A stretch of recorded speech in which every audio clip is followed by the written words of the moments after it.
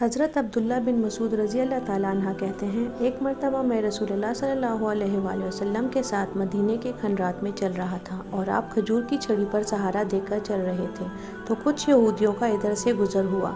ان میں سے ایک نے دوسرے سے کہا، آپ سے روح کے بارے میں کچھ پوچھو۔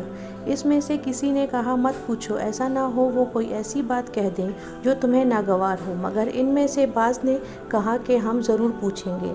پھر ایک شخص نے کھڑے ہو کر کہا، اے ابو القاسم، روح کیا چیز ہے؟ آپ صلی اللہ علیہ وآلہ وسلم نے خاموشی اختیار فرمائی۔ میں نے دل میں کہا کہ آپ پر وحی آ رہی ہے، اس لیے میں کھڑا ہو گیا۔ جب آپ صلی اللہ علیہ وآلہ وسلم سے وہ کیفیت دور ہو گئی تو آپ صلی اللہ علیہ وآلہ وسلم قرآن کی یہ آیت جو اس وقت نازل ہوئی تھی تلاوت فرمائی۔ اے نبی، تم میں سے لوگ روح کے بارے میں جو پوچھ رہے ہیں، کہہ دو کہ وہ روح میرے رب کے حکم سے ہے اور تمہیں علم کا بہت تھوڑا حصہ دیا گیا ہے، اس لیے تم روح کی کیفیت حقیقت نہیں سمجھ سکتے تھے۔ صحیح بخاری حدیث نمبر 125۔